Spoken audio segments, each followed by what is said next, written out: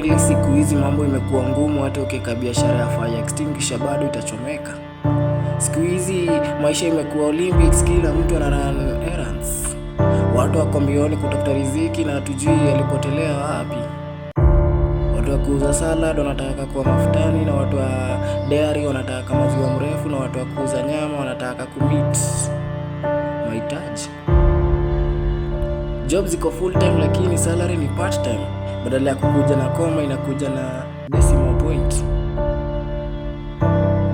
Tunaambia rais ateremshe bei ya mchele ikuwe rahisi. Tuache kusukuma wiki na ugali haina boga. Lakini ndani ya yote kuna hii generation iko fiti na piga kladi fiti na itaki kufiti juu inaweza stand out hata kama inside iko misunderstood. Hii ni ile generation haitaki life insurance, inataka bima. Na wanafunzi hawataki notes za class, wanataka notes za bank. Ile generation hata ikikosa chai bado imetina, hata ikikosa kahawa bado mtaipigia makofi.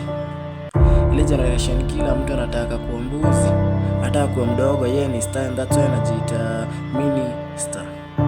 Si hii generation imesema hata kama wewe ni Aisha ama Natasha, shaka kwa maisha zitaisha na utaoga na geisha. Siku moja utakuwa sawa na ama mshindi kujikaza kisabuni. Hata kukujia na visu usikate tamaa. Hatupumziki mpaka tupate breakthrough. Tunavaa koti lakini bado anatujaji. Anko na mbele ya kioo ndio apate miracle.